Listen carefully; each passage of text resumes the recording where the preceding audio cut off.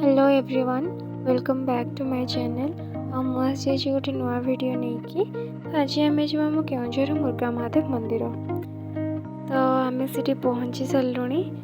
देखो पूरा ता ठीक सामने आमर माइन्स गोटे अच्छी।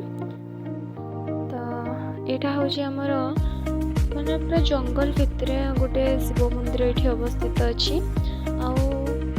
माने यहाँ गोटे बहुत पुराना शैवपीठ सबुठु प्रसिद्ध शिव मंदिर मानक मध्यरु एई मुर्गा महादेव मंदिर गोटे। एठी सबु बेले भक्त मानकर भिड़ रही थाए।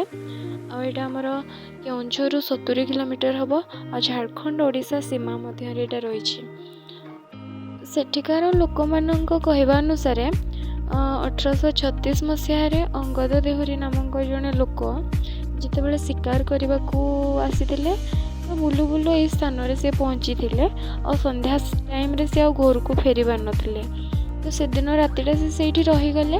तापर सकाळु जेतेबेले घर को फेरी थे तांको स्वप्न हैला कि भगवान ये अच्छंती बोली। और तापर से आसिकी सही स्थान रे खोजा खोजी करला परे भगवान को पाइथिले और सेबेटु सी निजे पूजा करथिले। और तांको परे तांको वंशधर माने आज जाए सिटी पूजा करे आछंती।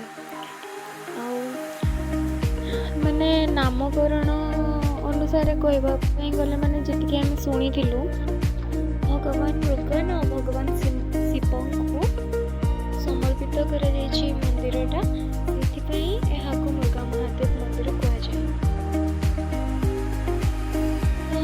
एबे मुझे भोग लगे तो सरीगला पूजा। चलते इना जा वाटरफॉल आड़े। भगवान महादेव जोटी था नंदी भी था।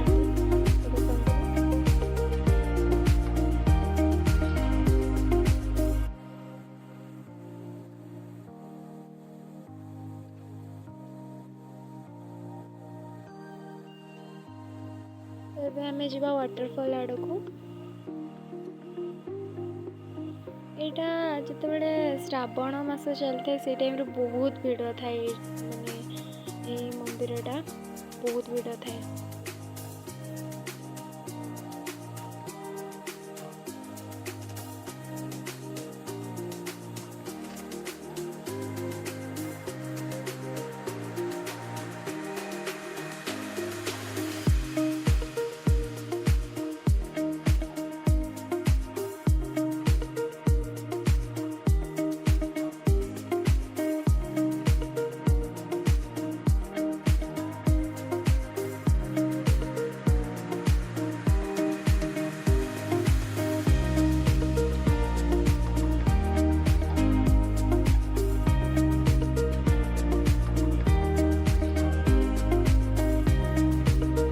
देखिए सुंदर वाटरफॉलटा ऊपर मंदिर रही और तले वाटरफॉल रही और पूरा नेचर जगहटा गछ लतार परिपूर्ण।